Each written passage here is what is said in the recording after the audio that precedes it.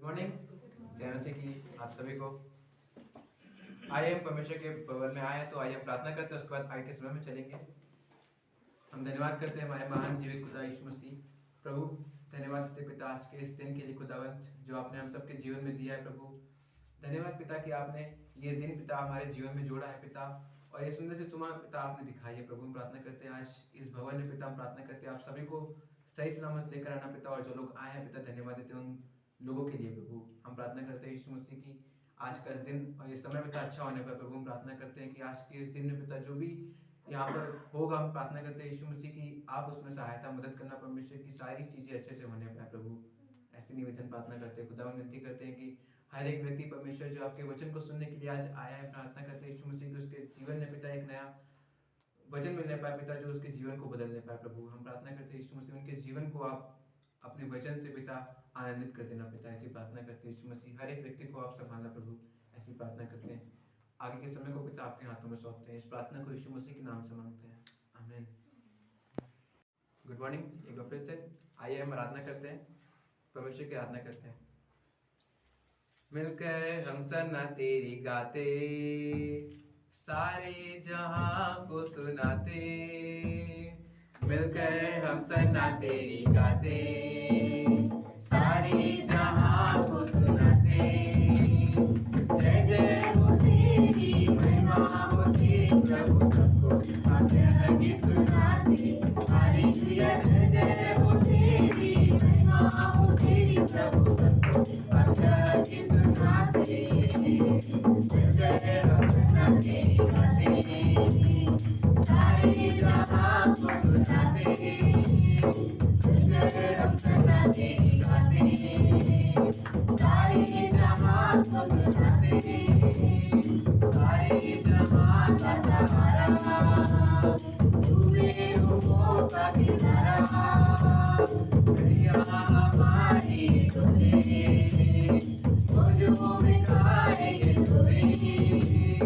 सारे जहां का सहारा तूने हो का किनारा, दुनिया हमारी तूने वो जो बिठाए तूने।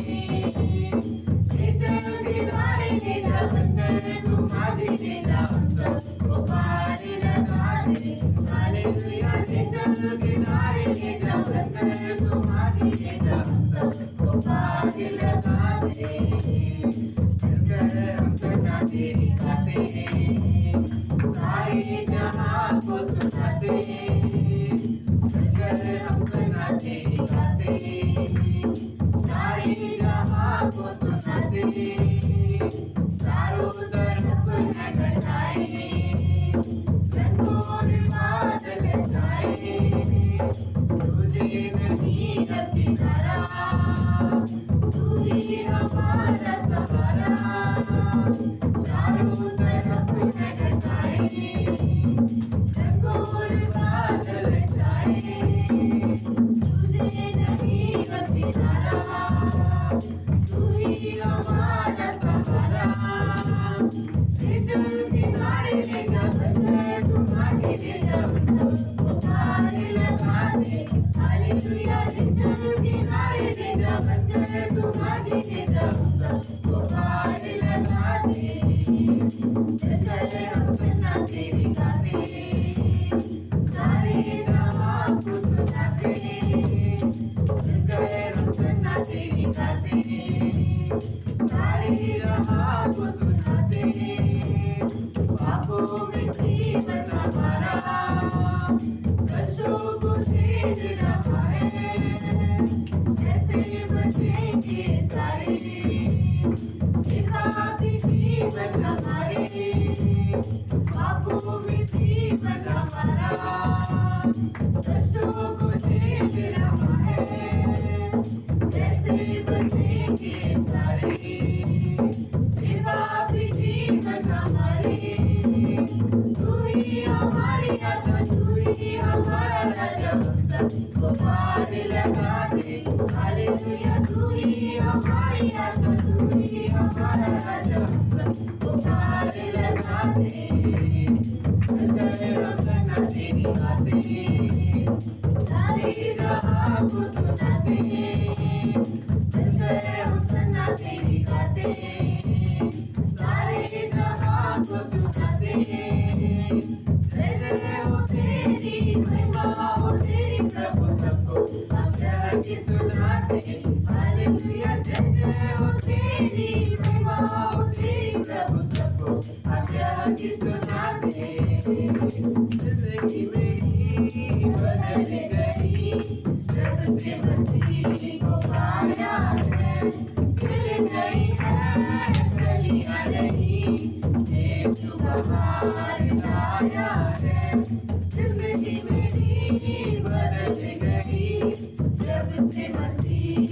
को पाया है खिल गई है कलियां नहीं यीशु बहार लाया है जीवन है क्या पल ही तो पता किसने जाना होगा क्या चलता जीवन है क्या पल ही तो पता किसने जाना होगा क्या चलता घड़ियां सुनहरी फिर ना लौटेंगी घड़ियां सुनहरी फिर ना लौटेंगी मुक्ति और जीवन को लाया है जिंदगी मेरी बदल गई जब से मसीह को पाया है खिल गई है कलियां नहीं यीशु बहार लाया है जिंदगी मेरी बदल गई जब से मसीह को पाया है खिल गई है कलियां नहीं यीशु बहार लाया है मारने हमारे वो दर्शन रहेगा कदम डगमगाए हाथ को दाबेगा मारने हमारे वो दर्शन रहेगा कदम डगमगाए हाथ को दाबेगा बढ़ते हुओं को राह दिखाने बढ़ते हुओं को राह दिखाने इस धरती पर वो आया है जिंदगी मेरी बदल गई जब से मसीह को पाया है खिल गई है कलियां नहीं यीशु बहार लाया है जिंदगी मेरी बदल गई जब से मसीह को पाया है खिल गई है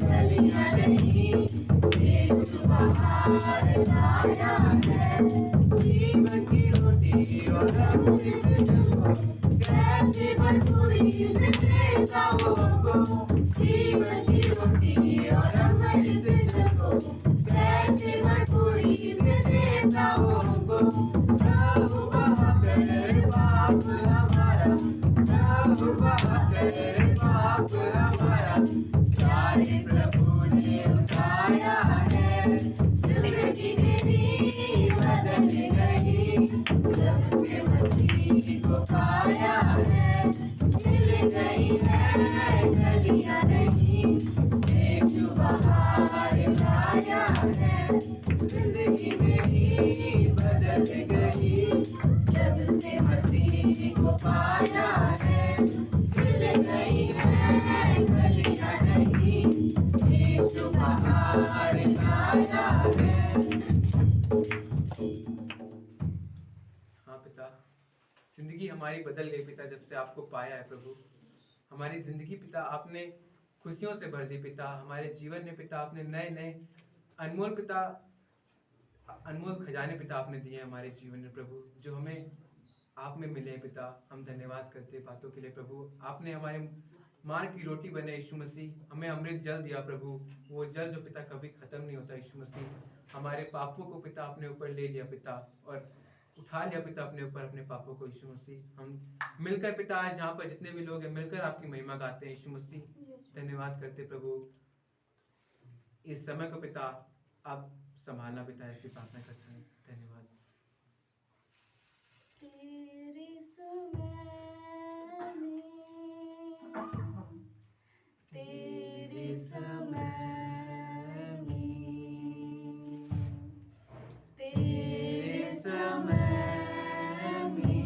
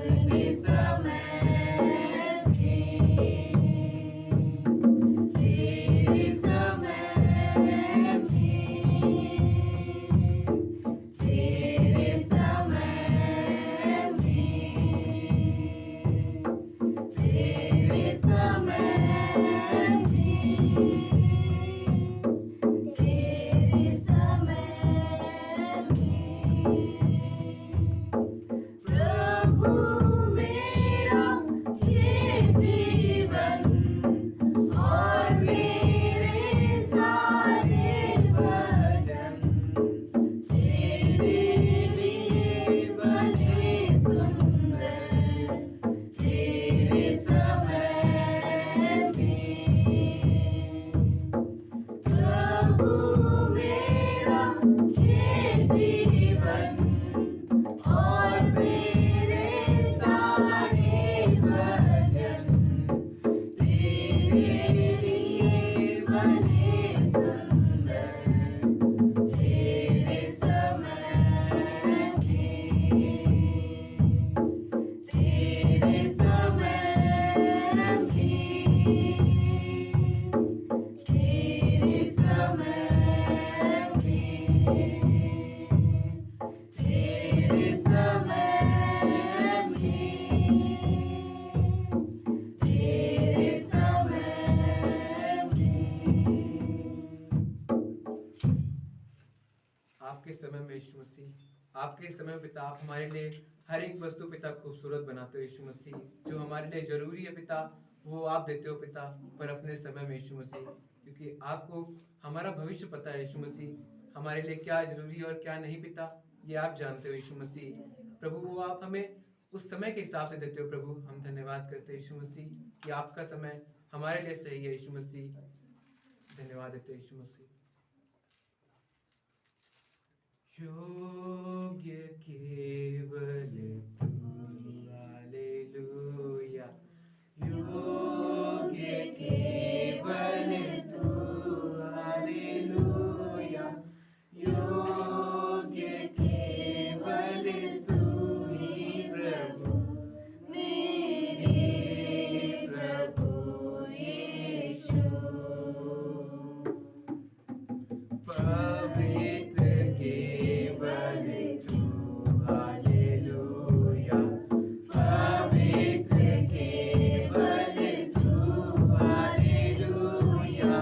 पवित्र केवल तू ही प्रभु, मेरे प्रभु यीशु।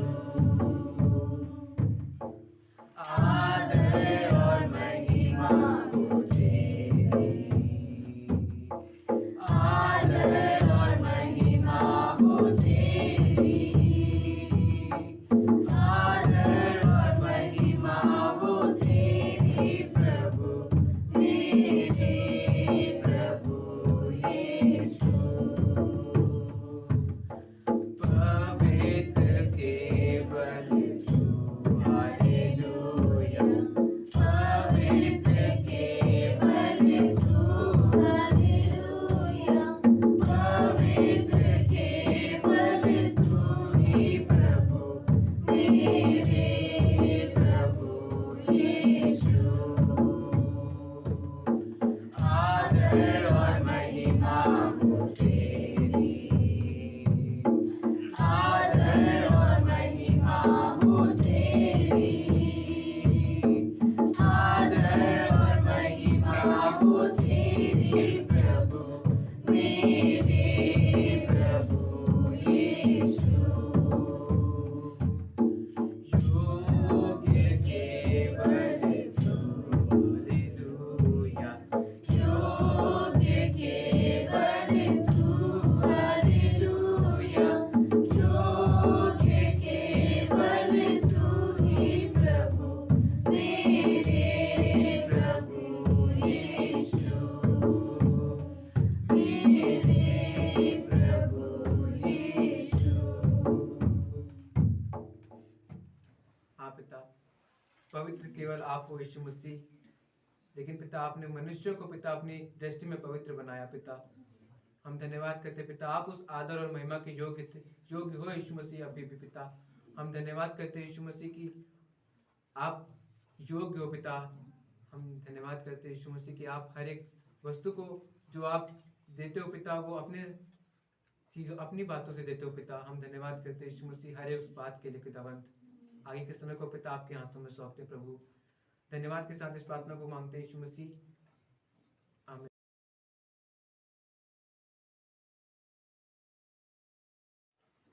उसकी महिमा करो बंधन टूट जाएंगे, मेरा यीशु मौजूद है यहाँ। उसकी महिमा करो बंधन टूट जाएंगे, मेरा यीशु मौजूद है यहाँ। जितने बीमारी हैं चंगे हो जाएंगे, मेरा यीशु मौजूद है यहाँ। जितने बीमारी हैं चंगे हो जाएंगे, मेरा यीशु मौजूद है यहाँ। उसकी महिमा करो बंधन टूट जाएंगे, मेरा यीशु मौजूद है यहाँ। ना तू कमजोर हो, तेरी ताकत है वो तेरा हौसला, तेरी हिम्मत है वो, तेरी हिम्मत है वो।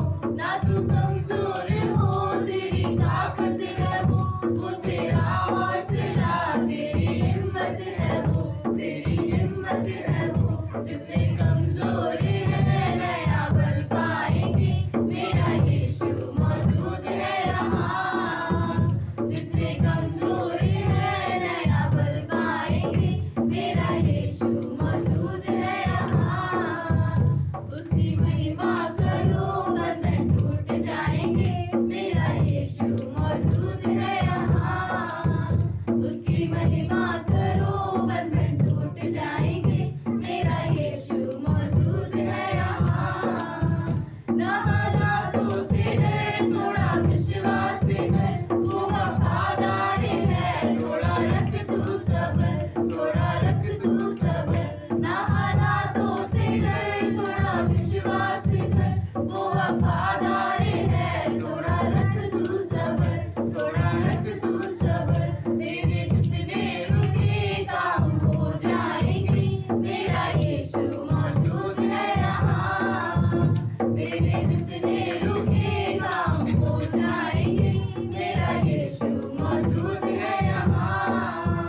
उसकी महिमा करो बंधन टूट जाएंगे, मेरा यीशु मौजूद है यहाँ। उसकी महिमा करो बंधन टूट जाएंगे, मेरा यीशु मौजूद है यहाँ।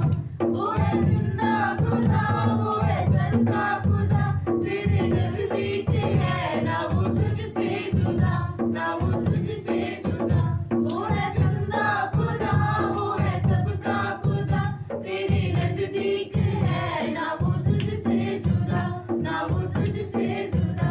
जितने पापी है सब वो क्षमा पाएंगे, मेरा यीशु मौजूद है यहाँ। जितने पापी है सब वो क्षमा पाएंगे, मेरा यीशु मौजूद है यहाँ। उसकी महिमा करो बंधन टूट जाएंगे, मेरा यीशु मौजूद है यहाँ। उसकी महिमा करो बंधन टूट जाएंगे, मेरा यीशु मौजूद है यहाँ। मेरा यीशु मौजूद है यहाँ।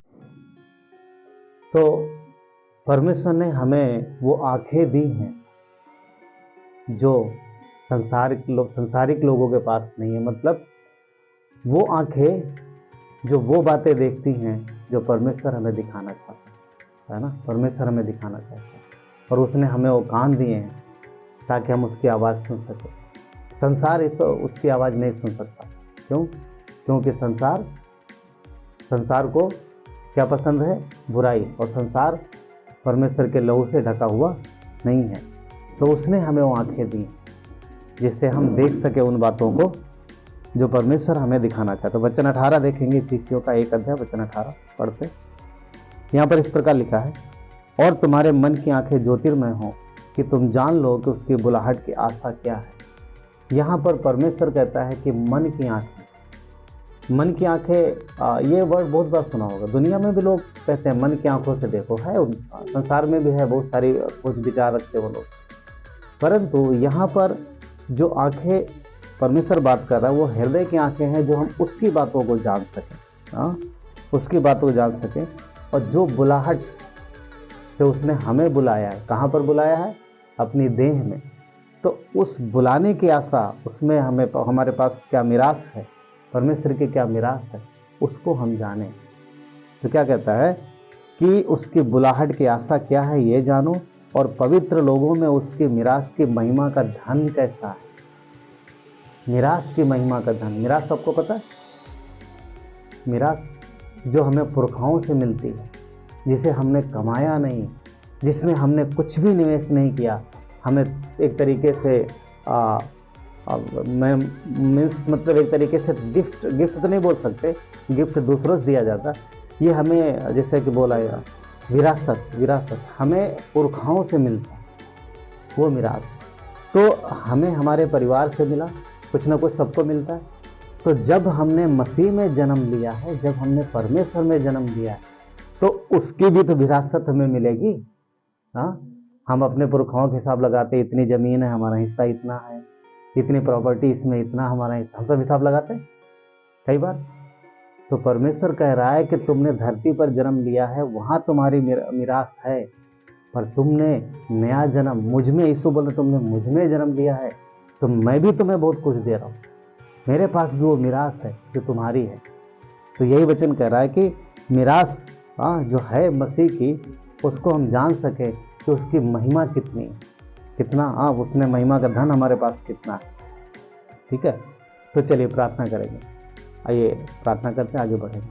प्यारे परमेश्वर, धन्यवाद देते हैं आपकी करुणा और दया के लिए। प्रभु यीशु, आपकी महिमा हो पिता। धन्यवाद परमेश्वर पिता कि आपने हमें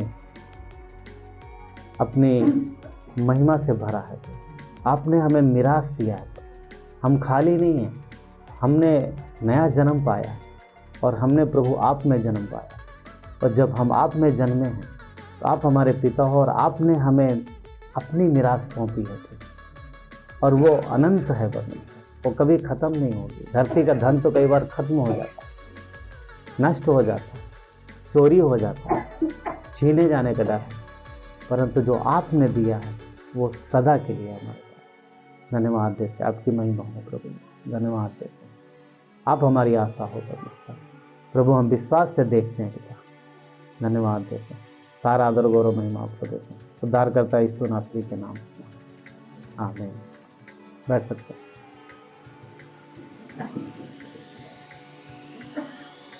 मत्ती का 16 अध्याय 20 अध्याय हम लोग थोड़ी समय के लिए देखेंगे। मत्ती के 20 अध्याय में, 20 अध्याय को ये थोड़ा सा हिस्सा पढ़ेंगे फिर आगे जाएंगे। मत्ती का 20 अध्याय वचन 29 से 34 पढ़ते हैं। लिखा है कि जब वो यरीहो से निकल रहे थे, कहाँ से निकल रहे थे? यरीहो से। तो एक बड़ी भीड़ उनके पीछे होली और 2 अंधे जो सड़क के किनारे बैठे थे। अंधे कहाँ बैठे थे? क्या कर रहे होंगे वो? आपको सड़क के किनारे बैठ के क्या करेंगे? भीख मांगे। ठीक है, अंधे सड़क के किनारे बैठे थे। ये सुनकर कि यीशु जा रहा है, पुकार कर कहने लगे, हे दाऊद की संतान हम पर दया कर, हे दाऊद की संतान हम पर दया कर। वचन 31 कहता है, लोगों ने उन्हें डांटा कि चुप रहे, पर वे और भी चिल्लाकर बोले, हे प्रभु दाऊद की संतान हम पर दया कर। तब यीशु ने खड़े होकर उन्हें बुलाया और कहा, तुम क्या चाहते हो कि मैं तुम्हारे लिए करूं? उन्होंने उससे कहा, हे प्रभु ये कि हमारी आंखें खुल जाएं। यीशु ने तरस खाकर उनकी आंखें छुई और वो तुरंत देखने लगे और उसके पीछे हो लिए। जिस विषय में बात कर रहे हैं वो हैं मन की आंखों से देखना या विश्वास की आंखों से देखना। विश्वास की आंखों से देखना। देखो हमारे पास आंखें हैं, परमेश्वर ने हमें आंखें दी हैं और यहाँ देखते हैं कि यीशु के पीछे एक झुंड का झुंड चल रहा है, पर 2 लोग हैं जिनके पास आंखें नहीं। यहाँ 2 लोगों को दिखाया जा रहा है, 2 लोग मिलते हैं जिनके पास आंखें नहीं हैं, बाकी सबके पास आंखें हैं। बहुत से लोग यीशु के पीछे चल रहे हैं, ये एक किनारे बैठे हुए हैं और ये भीख मांग रहे हैं। क्यों? क्योंकि इन्हें दिखाई नहीं देता, ये कोई काम नहीं कर सकते। परंतु यहाँ पर कहता है, ये लोग कहते हैं कि प्रभु हमारी आंखें खुल जाएं, हम ये चाहते हैं। ठीक है, इन्होंने यीशु को जब यीशु को पुकारा तब यीशु रुका। मगर आपने देखा इन्होंने यीशु का क्या नाम लिया? क्या कह के पुकारा? हे दाऊद की संतान। क्या उसका ये नाम है? जब हम किसी को पुकारते हैं तो क्या कहते हैं? उसके परदादा का नाम लेते हैं। हे अब क्या नाम लूँ मैं ना ये बोलते सीधे नाम लेके बुलाते या परदादा का नाम लेते, हे उसके पोते जरा रुक जा, ऐसा बोलते? नहीं बोलते ना।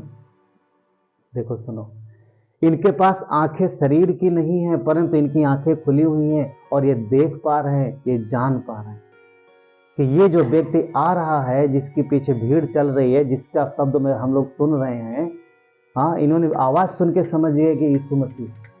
तो इन्होंने आवाज दिया, हे दाऊद की संतान रुक जा। जब इन्होंने आवाज दिया, हे दाऊद की संतान रुक जा, तो सब बोलते हैं यीशु बोलता, तो सब मुझे यीशु बुलाते हैं, नाम से लेते हैं। ये कौन है जो परदादा का नाम ले रहे हैं? तो हे उसकी संतान रुक जा। ये कॉन्टेक्ट पता कहाँ समझ में आ रहा है? इजरायली मानते थे कि जो मसीह है वो दाऊद के वंश से आएगा। मसीहा कहाँ से आएगा? दाऊद के वंश से आएगा और वो दाऊद का पुत्र कहलाएगा। हालांकि दाऊद का पुत्र कौन है? सुलेमान। तो सुलेमान मसीह नहीं है, पर ये दाऊद के वंश से आया है। और सब जानते थे इजरायली कि मसीह को दाऊद की संतान कहा जाएगा। तो जब इन दोनों अंधों ने आवाज दी, हे दाऊद की संतान हम पे दया कर, तो उनका कहने का मतलब क्या था? हे मसीह हम पे दया कर। वो मसीह को नहीं बुला रहे, पर वो विश्वास कर चुके थे कि यही मसीह है जो हमें छुटकारा देने के लिए स्वर्ग से आया है। शरीर की आंखें नहीं थी, पर उनके हृदय की आंखें खुली थी। वो अंधे थे पर देख पा रहे, अंधे थे पर देख पा रहे। कई बार पता क्या होता है, कई बार आंखें होने के बावजूद भी आम जीवन में कई बार कुछ चीज़ें सामने पड़ी होती, हमें दिखाई नहीं देती। होता है, हुआ सबके साथ? हाँ, मेरे साथ भी हुआ था। क्रिसमस में सालनी का सॉन्ग था और मैं स्टेज पे था, हाँ, और ये मैं सामने ही बैठी थी और मैं ढूंढ रहा हूँ किधर किधर है किधर, और मुझे कहीं सच में मुझे नहीं दिखाई दी किधर भी, क्योंकि मेरा ध्यान बहुत सारी चीज़ों पे था उस समय। तो बाद में फिर नज़र पड़ी, तो इन्होंने बोला भी यार सामने तो है। तो ऐसा होता है, कई बार हो जाता है। तो पता क्या होता है कि आंखें हैं, ऐसा नहीं कि आंखों ने देखा ना होगा, जब सबको देख रहे थे इनको भी देखा, मगर दिमाग ने रिकॉर्ड नहीं किया, पढ़ा नहीं। हाँ, सच तो ये है कि आंखें नहीं देखती, क्या देखता? माइंड, दिमाग, मन देखता है। कई बार आपने सुना होगा व्यक्ति जो कई बार बीमार होते हैं या कुछ कोमा में चले जाते हैं, कोमा में चले जाते हैं, उनकी सांस चलती रहती है, सांस चलती रहती है।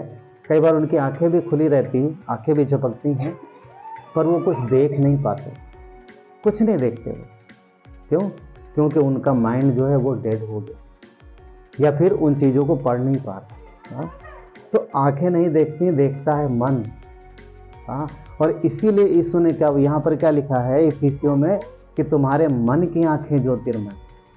कहाँ की? मन की। इन आंखों में अगर ज्योति नहीं भी है, हाँ, ये आंखें नहीं भी देख पा रही हैं, तब भी आप मन की आंखों से देख पाओगे कि वो दाऊद की संतान वो आ रहा है, वो हमारे साथ। समझ गए? वो एक मुख्य बात। हम इन आंखों से कितना देखते हैं, पूरी दुनिया देखते हैं। परमेश्वर का धन्यवाद हो कि उसने हमें आंखें दी। हमारे पास आंखें हैं, बहुतों के पास नहीं है, परंतु इन आंखों के साथ साथ परमेश्वर की इच्छा है कि हम हृदय की आंखों से उसे देखें कि उसने जो हमें मसीह में मिरास दी है वो कितनी बड़ी, वो कितनी बड़ी है। हम बात कर रहे थे ना अभी कुछ देर पहले कि पुरखाओं से हमें मिलता है क्या? वो हिस्सा जो उनका है और वो हमें मिलता है। हम सबको मिलता है कुछ ना कुछ, जिसके पास है।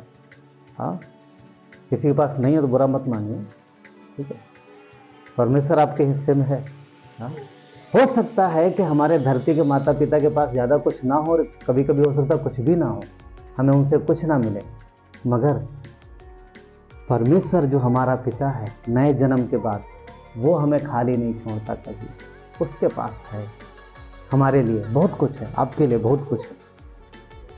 इसीलिए परमेश्वर यहाँ लिखवा रहा है पौलुस के द्वारा किसको? इफिसियों की कलीसिया। शायद यहाँ पर कलीसिया में ये चीज़ें इन चीज़ों में कुछ मतभेद है या लोग निराश हो रहे हैं, तो इनको ज़रूरत है। तो परमेश्वर लिखवा रहा है कि लिख कि ये जाने कि हम जो मैंने जो उनके लिए मिरास रखी है, मैंने मतलब परमेश्वर ने, परमेश्वर ने कहता है कि मैंने जो मिरास रखी है वो बहुत है, उन्हें लिखो, उन्हें जानने की ज़रूरत है। कलीसिया को जानने की ज़रूरत है, हमें आपको जानने की ज़रूरत है कि जो मिरास परमेश्वर में है, जो विरासत उसने हमारे आपके लिए रखी है, वो हमारी आपकी सोच से बड़ी है, सोच से बड़ी है। आशा रखना है, विश्वास रखना है, आशा रखना है, और आशा से विश्वास से बने रहना। कई बार क्या होता है, कई बार लोगों का फोकस जो है इस संसार के जीवन की तरफ ज़्यादा होता है, संसारिक आवश्यकताओं की तरफ ज़्यादा होता है। हाँ, हमारी जो ज़रूरतें हैं, रोटी कपड़ा मकान, 3 बोलते थे ना, रोटी कपड़ा मकान, अब इससे बढ़ के निकल गया। पहले के ज़माने में बोलते थे रोटी कपड़ा और 3 चीज़ें होनी चाहिए। अभी तो रोटी भी है, कपड़ा भी है, मकान भी है, मगर मकान में सब पत्थर नहीं है, टाइल्स नहीं है, घर के सामने गाड़ी नहीं है, कपड़े हैं पर ब्रांड नहीं है, रोटी है पर बर्गर, और क्या क्या बोल सकते हैं ना, ये सब नहीं है। अभी तो इससे बहुत आगे निकल गई मनुष्य की इच्छाएं, है ना। सिर्फ रोटी है तो कुछ भी नहीं है घर में। किसी घर में जाओ, सिर्फ रोटी रखे और आपके सामने दाल रखे, क्या लगेगा? अरे इतने दिन बाद है रोटी और दाल, भी बहुत कुछ ना, बहुत कुछ आ गया। अफकोर्स मुख्य बात वही है। तो कई बार इन सब चीज़ों के लिए हमारा ध्यान भटकता रहता है सारी चीज़ों में, और इन्हीं चीज़ों पे ज़्यादा फोकस करते हैं, इन्हीं चीज़ों पर अक्सर हो सकता है। और संसार के लोग तो 100% इसी में फोकस करते हैं, परंतु कलीसिया भी कर सकती है। शैतान हमारे आपके मन में भी डाल सकता है कि तुम इन चीज़ों पे ज़्यादा फोकस करो, डाल सकता है कि नहीं? क्या विश्वासी ऐसा नहीं हो सकते कि हम प्रभु में जो मिरास हमें मिली है, जो विरासत में उसकी तरफ से हमें मिल रहा है, वो जो हमें दे रहा है, उसकी तरफ ध्यान ना करते हुए हम संसार की तरफ देखें, संसारिक लोगों की तरफ देखें और बहुत सी चीज़ों को पाने का विलासा करें और अपने घर को और अपने जीवन को इन सारी चीज़ों से भर लें ताकि हमारे जीवन में आनंद आए। ऐसा हो सकता है? हो सकता है। विश्वासी लोग भी ऐसा कर सकते हैं। और परमेश्वर का वचन कहता है एक जगह, ऐसा कई बार लोग कर चुके हैं, कई बार कर चुके हैं। क्या हागे किताब पढ़ी कई लोगों ने? कई लोगों ने, मतलब किसी ने पढ़ी? हागे की किताब में देखो परमेश्वर यही बात बोल रहा है, यही बोला कि वो कह रहा है कि जो मैं देना चाह रहा हूँ, जो मैं दे रहा हूँ, उसकी तरफ तुम लोग देखते नहीं और तुम लोग खुद से हासिल करने की कोशिश करते। हागे किताब में अगर देखेंगे, यहाँ पर जो परमेश्वर के लोग हैं वो परमेश्वर के वचन की ओर, उसकी ओर देख ही नहीं रहे। वो अपने जीवन को और सुंदर और बेहतर और अच्छा और बढ़िया बनाना चाहते और सुखी करना चाहते अपने आप को, मगर पता कैसे? अपनी ताकत से, अपनी सोच से, अपने तरीके से हम कुछ करेंगे, हम कुछ करेंगे, हम ये करेंगे, हम वो करेंगे। और यही कर रहे हैं वो लोग आगे किताब में, पुराने नियम में यही कर रहे हैं। और ऐसा करके कर रहे हैं और काफ़ी कुछ मतलब हासिल करने की कोशिश कर रहे हैं। कई बार कर भी लेते हैं लोग। अगर आपने पढ़ा है तो बहुत अच्छा, नहीं पढ़ा है तो पढ़ना बहुत अच्छा लगे, थोड़ा बहुत हम लोग देखेंगे।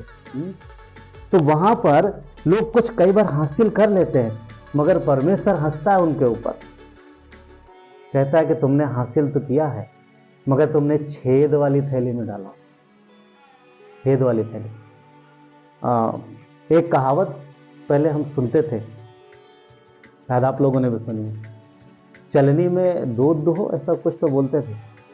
क्या कहावत थी, कोई बताएगा? चलनी, वो जो आटा छानने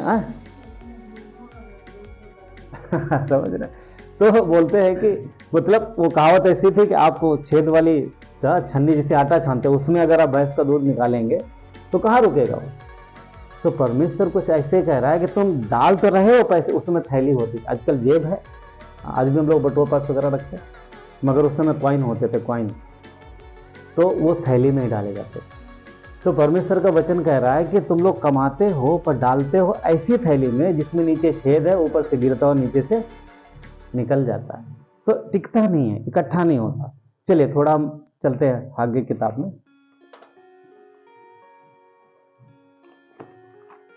ये मत्ती के थोड़ा सा पीछे ही है, ठीक है। पुराने नियम में आपको मिलेगा पेज नंबर 1095 पर, अगर आपके पास BSI की बाइबल तो, और दूसरी है तो उसमें आप देख सकते हैं, दूसरी जगह मिलेगा, ठीक है। आगे किताब अध्याय 1 और हम लोग वचन 6 देखेंगे। पहले जो जो वचन मैं बोलूं उस हिसाब से देखना। पहुंच गए सब? हाँ, अध्याय 1 वचन 6, और वचन 6 में क्या लिखा है? इस प्रकार लिखा है कि तुमने बहुत बोया परंतु थोड़ा काटा, तुम खाते हो परंतु पेट नहीं भरता, तुम पीते हो पर प्यास नहीं बुझती, तुम कपड़े पहनते हो पर गर्माते नहीं। आजकल ठंडी का सीजन है, वैसे भी ज़्यादा कपड़े चाहिए, थोड़ा गर्मी भी चाहिए, राइट। कहता है और जो मजदूरी कमाता है वो अपनी मजदूरी की कमाई छेद वाली थैली में रखता है, छेद वाली थैली में रखता है। तो यहाँ पर क्या हो रहा पता? परमेश्वर अपने लोगों को अपने दास के द्वारा बता रहा है कि अपना जो भरोसा है, अपना जो विचार है, वो अपनी बुद्धि पर, अपनी समझ पर मत रखो, संसार के तरीकों से मत चलो, मेरी सुनो, मैं तुम्हें दे रहा हूं, मेरे तरीके से चलो, मेरे तरीके से चलो। यहाँ पर लोगों की आंखें बंद, यहाँ पर लोगों के कान भी बंद है, उनका हृदय खुला हुआ नहीं है, संसार की तरफ ज़्यादा फोकस। ये कौन लोग हैं? ये परमेश्वर के लोग हैं, ये परमेश्वर के पुराने नियम की कलीसिया है। और इनको परमेश्वर बोल रहा है कि तुम मेरी ओर देखो, नहीं तुम जितनी मेहनत कर रहे हो, जिस तरीके से कर रहे हो, तुम छेद वाली थैली में डाल रहे हो, तुम्हारा कुछ भी पूरा नहीं पड़ रहा है। वचन 9 देखते हैं, अभी 9 में जाएंगे सीधे। कहता है तुमने बहुत उपज की आशा रखी, यानी बहुत उपज, बहुत अनाज की। अच्छा, उन दिनों में बिजनेस 2 ही थे, खेती और जानवर। खेती और जानवर 2 बिजनेस थे, 2 काम जिनसे आय होती थी, इनकम होती थी। तो यहाँ पर 2 ही बात करेगा। कहता है तुमने बहुत उपज की आशा रखी परंतु देखो थोड़ी ही है, जब तुम उसे घर ले आए तब मैंने उसे उड़ा दिया। है किसने उड़ा दिया? बोलता तुम जब अपनी उपज घर लेके आए, जब तुम अनाज घर लेके आए तो परमेश्वर बोलता मैंने उड़ा दिया। कैसा हो सकता है कि आपकी मेहनत की कमाई, हाँ उन दिनों में जैसा कि परमेश्वर बोला तुम्हारी मेहनत की कमाई जो तुम लाए हो, खून पसीना बहा करके अपने घर पे रखा, मैंने उसे उड़ा दिया। क्या हो सकता है? ये लोग परमेश्वर की इच्छा से बाहर जा करके काम कर रहे थे, जो परमेश्वर की इच्छा के अनुसार नहीं था। ये परमेश्वर की ओर ध्यान नहीं दे रहे थे, उसके वचन की ओर ध्यान नहीं दे रहे थे, उसके भवन की ओर ध्यान नहीं दे रहे थे। क्या परमेश्वर चाह रहा है इनके जीवन से, उसके विषय में ध्यान नहीं दे रहे थे। ये सिर्फ अपने विषय में सोच रहे थे। इनकी सोच जो है सिर्फ अपने और अपने परिवार तक, अपनी आवश्यकताओं तक ही सीमित रह गई। और ये लोग परमेश्वर की ओर बिल्कुल ध्यान नहीं दे रहे। तो परमेश्वर इन्हें बता रहा अपने नबी के द्वारा कि तुम इतनी मेहनत करते हो फिर भी तुम्हारा पूरा नहीं पड़ता है, फिर भी तुम इतना सब कुछ करते हो, इधर से कमाते हो, कोई ना कोई विपत्ति आ जाती है, कोई ना कोई तकलीफ, कहीं बीमारी, कहीं कुछ आ जाता है, तुम्हारा पैसा सब चला जाता है इधर उधर। इसकी वजह यह है कि तुम बिना मेरी इच्छा के काम करते, बिना मेरी इच्छा के कमा रहे। और अगर तुम मेरी इच्छा अनुसार चलो, क्योंकि तुम मेरे लोग, तुम संसार के तरीके से कर रहे हो इसलिए ऐसा है, तुम बुराई के द्वारा, बुराई के साथ ये चीजें कर रहे हो इसलिए तुम्हारे जीवन में ऐसा है। पर यदि तुम मेरी इच्छा अनुसार चलो तो फिर इन्हीं चीजों में आशीष हो।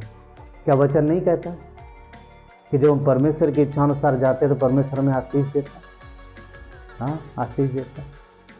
यहाँ पर लोग समझ नहीं पा रहे, देख नहीं पा रहे कि परमेश्वर की मिरास कैसी है, उसकी महिमा का धन कैसा है। वो अपने जीवन के लिए अपनी ताकत से अपने जीवन को सुधारना चाहते हैं, अपने जीवन में अच्छा मुकाम पाना चाहते हैं। और उन दिनों में शैतान ने एक तरीके से उनकी आंखें बंद कर रखी,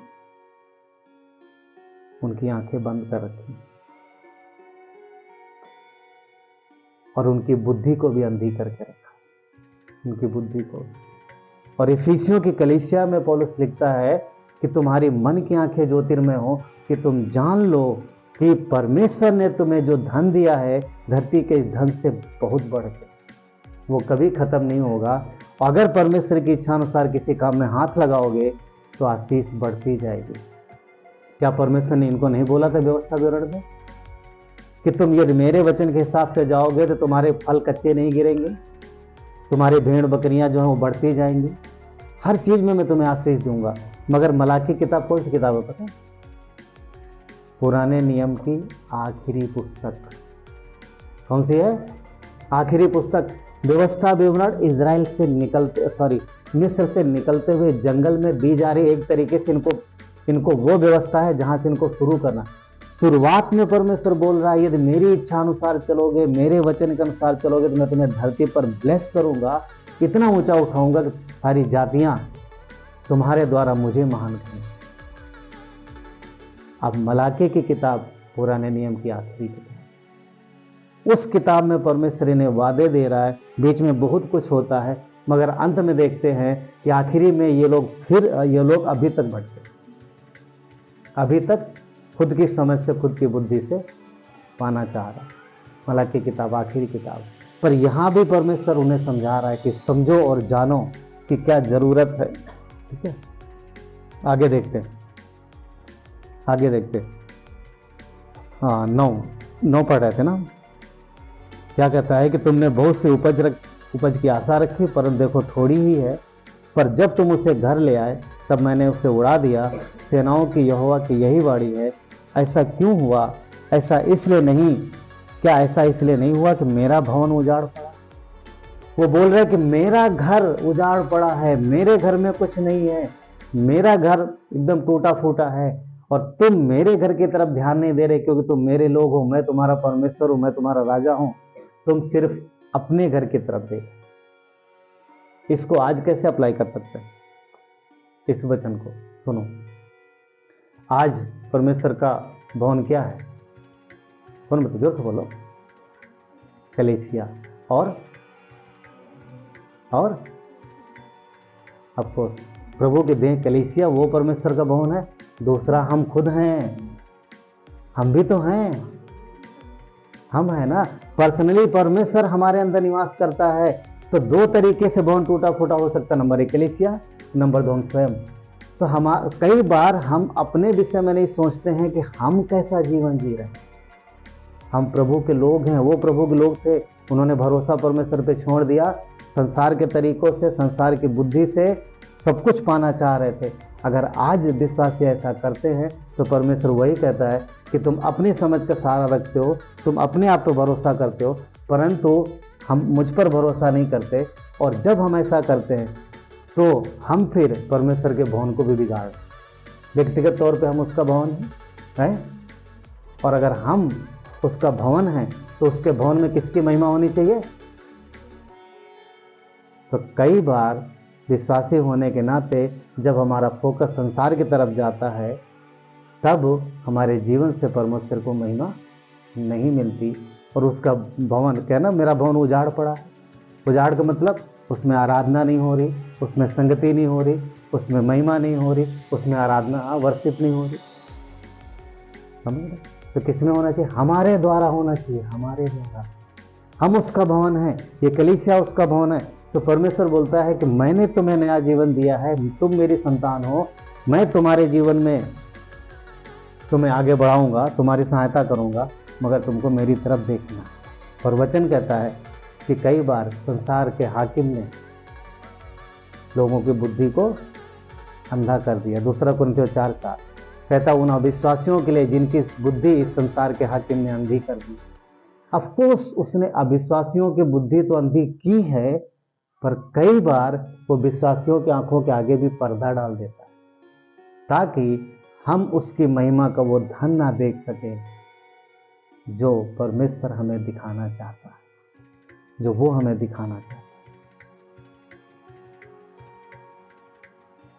आगे की किताब में उस समय ये वो लोग हैं जिन्होंने परमेश्वर के वचन पर भरोसा नहीं रखा, उन्होंने अपनी बुद्धि, अपनी समझ पर भरोसा रखा और अपने तरीके से ये लोग काम कर रहे हैं, और इन्हें कोई पूरा नहीं पड़ रहा। तभी वचन 9 में कहता है कि तुम्हारी उपज, तुमने बहुत आशा रखी, कि बहुत मिलेगा, इस बार बहुत कुछ आएगा हमारे पास।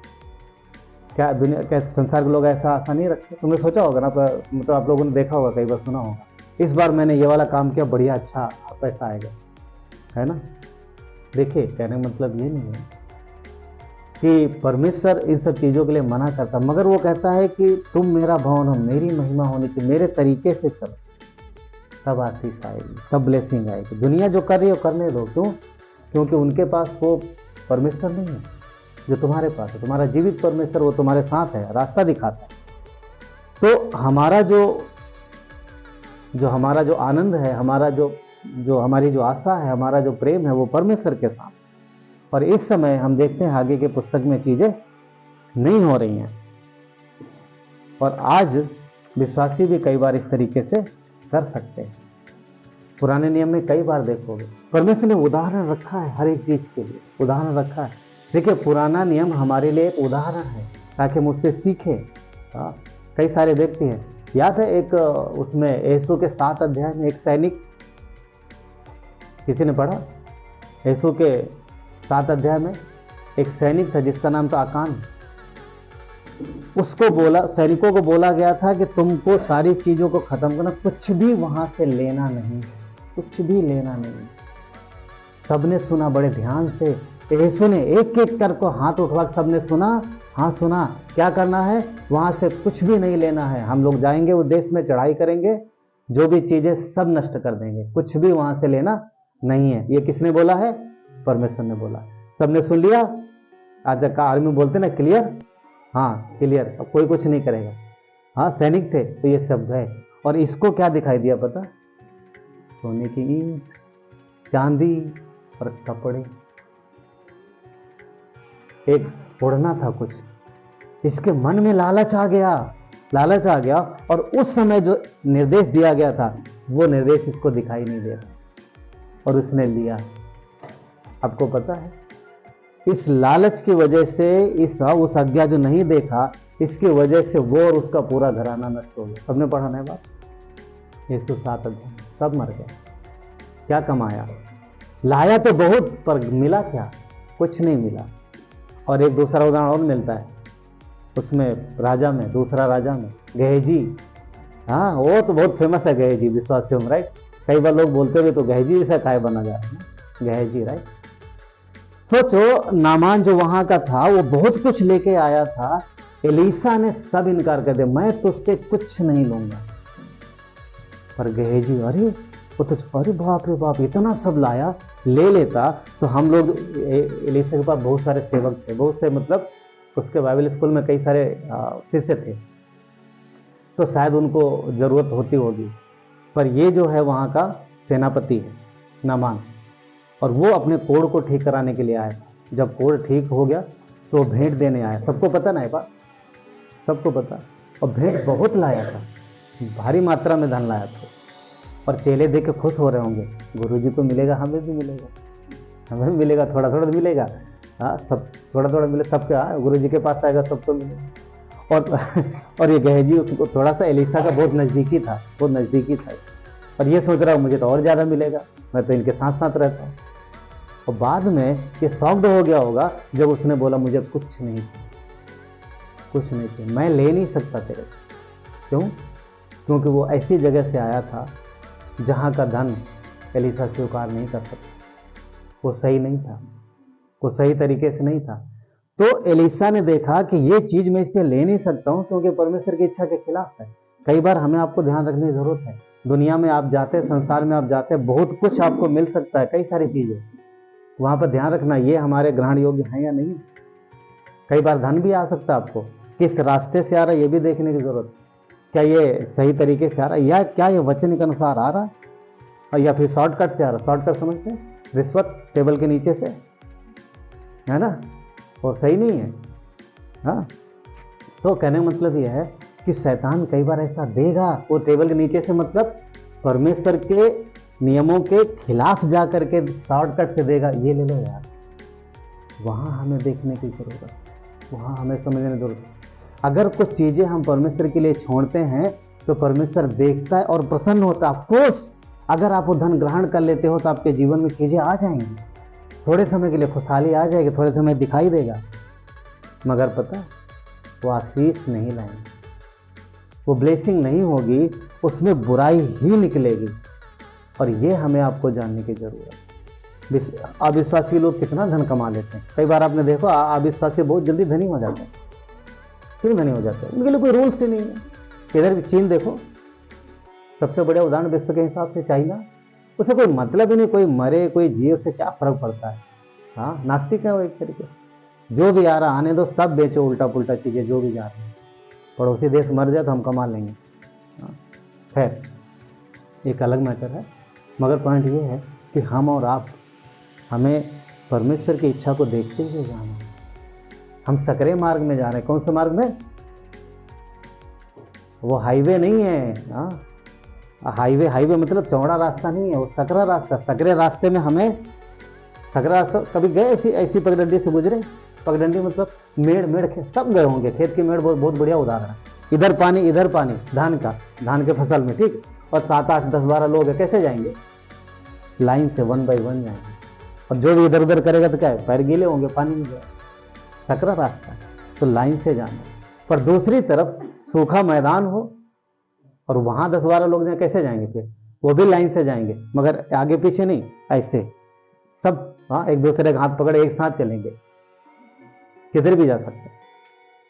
तो परमेश्वर ने रूल्स और नियम दिए हमें, और वही हमारी सुरक्षा है।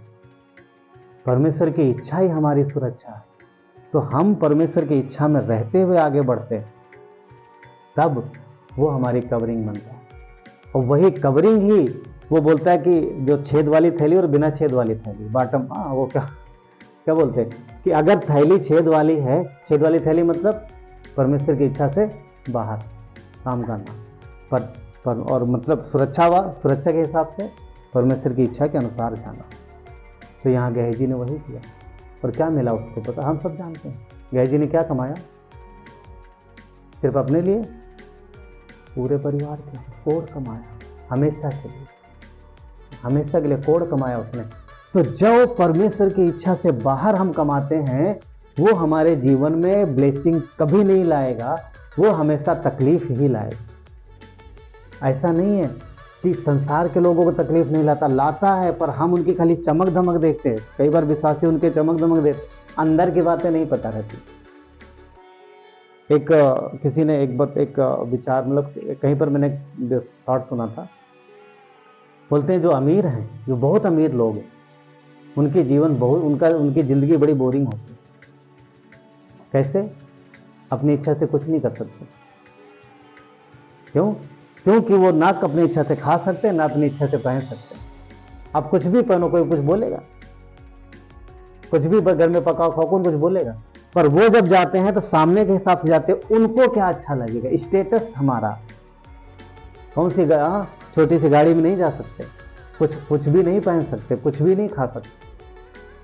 तो वो लाइफ, हम ये नहीं कह रहे अमीर होना बुरा है, वो बात नहीं है, पर कहने का मतलब ये है, परमेश्वर यदि आपको ऊंचा उठाए तो बहुत अच्छा है। पर हमें शैतान अगर आंखों के सामने पट्टी बांध दे और परमेश्वर के रूल्स ना दिखाई दे, तो शॉर्टकट में जो भी आएगा वो गड़बड़ ही करेगा। ठीक है, वो गड़बड़ ही करेगा। पर हमें ये चीज़ें जो हैं, परमेश्वर ने हमें बुद्धि दी है, परमेश्वर ने हमें बुद्धि दी है, हमें समझ दी है, हमारे पास आंखें दी है, ताकि हम जान सके क्या चीज़ है। दुनिया नहीं जान सकती कई बार। और कई बार जब हम लोग काम पे होते हैं या यहाँ भी होते हैं, हमारे आसपास ज़्यादातर वही लोग होते हैं। कौन से? संसार के। और हम भी कई बार उनके हाँ सही भैया, सही कह रहे हैं, सही बात। अरे सही बात उनके लिए है, आपको छन्नी लगाने की जरूरत है। छन्नी समझते हैं? फिल्टर, चाय छानते हैं हम सब, बहुत बढ़िया उदाहरण मिलता है। आज के सर्दियों में तो बहुत ज़्यादा है ना, 1 कप वाले 4 कप भी पी लेते हैं सर्दियों में। बिना छन्नी के चाय कैसी आएगी? ज़्यादातर मैं बोलता हूँ ना, उदाहरण रहता है। बिना छन्नी के पी के देखिए, कोई नहीं पिएगा। पिएंगे भी तो धीरे धीरे, कि जो भी नीचे बैठ जाए, है ना, बड़े ध्यान से। तो परमेश्वर के वचन फिल्टर हैं, फिल्टर, छन्नी है वो। छन्नी है जो छान देती है, हम तक वो चीज़ें पहुंचाती है जो हमारे लिए अच्छी हैं, वो हमारे लिए भली। दुनिया के पास फिल्टर नहीं है, वो डायरेक्ट ले लेते हैं, इसीलिए आगे जाके उनको तकलीफ होती है। पर अगर हम परमेश्वर की इच्छा अनुसार, जो भी संसार से आ रहा, हमको परमेश्वर के वचन की वो छन्नी लगानी है, छान के लेना है अच्छी चीज़ें। और परमेश्वर यही देना चाहते। गए जी तुझे नहीं लेना चाहिए, जब मना किया तो मुझ पर भरोसा रख, मैं दूसरे किसी को भेजूंगा जो तेरी जरूरतें पूरी करे। नहीं नहीं प्रभु पता नहीं कब भेजोगे, मुझे अब भी चाहिए, अब भी चाहिए, मुझे अभी चाहिए, अभी चाहिए तो जा फिर मांगा, है ना। वो एक बात यिर्मयाह 17:7 कहता है, धन्य है वो पुरुष जो यहोवा पर भरोसा रखता है, जो यहोवा पर भरोसा रखता है, जिसने परमेश्वर को अपना आधार माना। हमारे जीवन का चलाने वाला, हमें संभालने वाला परमेश्वर है, ना कि धरती का कोई व्यक्ति, ना धरती की कोई वस्तु। कितना भी कमा ले इंसान धरती पर अगर परमेश्वर उसके साथ नहीं है, यानी उसका जीवन उसके साथ नहीं, तो क्या फायदा। हम संसार की नज़र से संसार को नहीं देखते, हम परमेश्वर की नज़र से संसार को देखते। समझ पा रहे? हमें संसार को संसार की नज़र से नहीं देखना, हमें संसार को परमेश्वर की नज़र से देखना।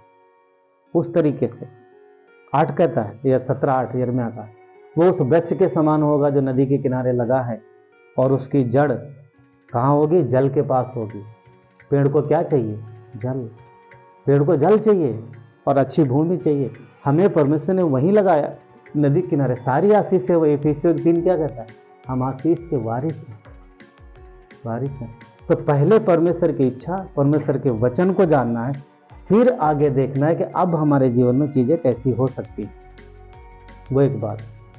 और संसार में शैतान कोशिश करता है कि विश्वासियों की आंखों के सामने भी पर्दा डाल दे, ताकि वो ना देख पाए परमेश्वर की योजना को, उसके प्लान को, उस पर भरोसा ना रख पाए, और वो संसार को संसार के तरीके से सोचें, संसार को संसार के तरीके से देखें, अपने जीवन में जो भी है वो भी संसार के तरीके से देखें, ना कि परमेश्वर के तरीके से। पर नीति वचन का 20 कहता है, आंखें खोल तब तू रोटी से तृप्त होगा। आंखें खोल, तुम्हारी मन की आंखें ज्योतिर्मय हो, तुम देख सको परमेश्वर की। क्यों? क्योंकि जब तक आंखों के आगे पट्टी जो है वो नहीं हटेगी, हम परमेश्वर की महिमा को नहीं देख पाएंगे। तो जरूरी है कि हम उसकी महिमा को देखें, है ना। नीति वचन 37:4-5 कहता है कि यहोवा को अपने सुख का मूल जान, वो तेरे मनोरथों को पूरा करेगा। संसार नहीं, संसार की कोई वस्तु नहीं, संसार का कोई व्यक्ति नहीं, परंतु परमेश्वर है। वो उसने जिम्मेदारी ली है, यीशु ने जिम्मेदारी ली है, जो कि वो हमारे जीवन की ज़रूरतों को पूरा करे। वचन 5 कहता है, अपने मार्ग की चिंता यहोवा पे छोड़ दे, उस पर भरोसा रख, वही पूरा करेगा। कौन करेगा? वो पूरा करेगा। तो हमारे अंदर, हमारे जीवन में परमेश्वर का आना जरूरी है, हमारे अंदर वो फिल्टर आना जरूरी है, और हमारी मन की आंखों को ज्योतिर्मय होना आवश्यक है, ताकि हम अपने जीवन में, इस जीवन की दिनचर्या में जो भी करते हैं, उसमें परमेश्वर की इच्छा को जानना है। कुछ भी हम ले नहीं सकते, कुछ भी हम कर नहीं सकते। अगर करते हैं तो तकलीफ ही लेके आएगा, तकलीफ ही लेके आएगा। हाँ, समझ रहे? दो अंधे, यहाँ पर बड़ी खास बात पता, आप जब पढ़ते हो वहाँ पे लिखा है, उन्होंने बोला दाऊद की संतान। इस आवाज को सुन के रुका, कौन बुला रहा है? अंधे। वो खुश हो गया होगा, अंधे हैं पर इनसे आंख वालों से ज्यादा अच्छा देख पा रहे हैं। अंधे हैं पर आंख वालों से ज्यादा बढ़िया देख पा रहे हैं। और जब उनको ये वाली आंखें, मतलब संसार की आंखें जब उन्हें मिली, अब देखो वहां लिखा है कि वो यीशु के पीछे हो गए। किसके? वो संसार के पीछे नहीं गए, यीशु के पीछे गए। ये हमारे आपके लिए उसने हमारी मन की आंखें खोली हैं, और संसार की आंखें ऑलरेडी उसने हमें दी। अब जब हमारी आंखें खुल गई हैं तो हमें यीशु के पीछे जाना है। कहाँ? संसार, उसके तरीके से जाना है। उसने क्या बोला? चेलों को कहाँ भेजा? संसार में। हम कहाँ रहते? संसार में। हमारा सारा उसने हमें कहाँ भेजा? संसार में। हमारा सारा काम धाम कहाँ है? संसार में। परंतु वचन के अनुसार, ना कि संसार के अनुसार। वो एक बात। तो जब हम इस तरीके से सोचते हैं, इस तरीके से सोचना शुरू करते हैं, अपने जीवन में वचनों को अप्लाई करते हैं, तो फिर हमारी मन की आंखें ज्योतिर्मय होना शुरू होती हैं, कई बार आंख होते हुए भी हम देख नहीं पाते, है ना। तो परमेश्वर चाहता है कि हम देखें, तभी इफिसियों में लिखता है कि तुम्हारी मन की आंखें ज्योतिर्मय हों, ताकि तुम देख सको कि मसीह में परमेश्वर की वो महिमा का धन और उसकी मिरास, वो आशा जो उसने हमें दी। हम जीवित परमेश्वर के लोग हैं और हम जीवित उसके साथ एक दिन जाएंगे। धरती पर वो हमारी भरपूरी है, स्वर्ग में भी वो हमारी भरपूरी, हर जगह वो हमारी भरपूरी। क्यों? क्योंकि उसने अपने आप को दिया। जब वचन कहता है कि जब परमेश्वर ने अपने पुत्र को दे दिया, उसने अपने आप को दे दिया, तो बाकी वस्तुएं नहीं देगा। कई बार विश्वासी होने के नाते हम संसार की वस्तुओं के लिए संसार का तरीका इस्तेमाल करते हैं और परमेश्वर पर भरोसा नहीं। भरोसा करें, वो हमारे इस जीवन को भी बेहतर बनाने वाला है। और अफकोर्स अगर हम इस जीवन में अच्छा जा रहे हैं तो वहां पर भी हमें अच्छा जीवन नहीं मिलेगा, परमेश्वर वहां भी अच्छा जीवन देगा। और अगर हम इधर सुधार लेते हैं तो उधर तो सब सुधरा ही सुधरा है, वो एक बात, ठीक है। तो परमेश्वर है, वो हमसे प्रेम करता है, वो फिल्टर है, एक तरीके से छन्नी है उसका बच्चा। तो जो हमें अपने जीवन में लगाना है, चलिए प्रार्थना करते हैं। फिर परमेश्वर, कृपालु दयालु परमेश्वर, अनुग्रहकारी परमेश्वर, धन्यवाद आपकी करुणा के लिए, धन्यवाद आपकी दया के लिए परमेश्वर। प्रभु यीशु, हम आपके लोग हैं पिता, और आप चाहते हो परमेश्वर कि हम आपके तरीके से ये जीवन जिए। तो हम जो कुछ भी करें परमेश्वर, उसमें आपको देखें, आपकी इच्छा को देखें। और परमेश्वर, हम आपका भवन भी हैं पिता, हम कुछ भी नहीं कर सकते। जो आप चाहते हो वो संसार जीवन जिए, वो हमारे लिए ब्लेसिंग बनता है, वो हमारे लिए आशीष बनता है। और प्रभु, संसार के हिस्से में संसार का धन है, पर हमारे हिस्से में आप हो प्रभु, जो हर चीज़ का मालिक है, जो हर चीज़ का स्वामी है। राजा हमारे पक्ष में है प्रभु, राजा हमारे हिस्से में। और ये हमारे लिए आनंद की बात है प्रभु यीशु, आपने हमारे लिए जान दी, आपने हमारे लिए कष्ट सहा, दर्द सहा, और आप मरे हुओं में से जी उठे। हम विश्वास करते परमेश्वर कि प्रभु हम आपके साथ जिलाए जाएं और हम आपके साथ रहेंगे। जो आप पर विश्वास करेगा वो आपके साथ रहेगा हमेशा हमेशा के लिए।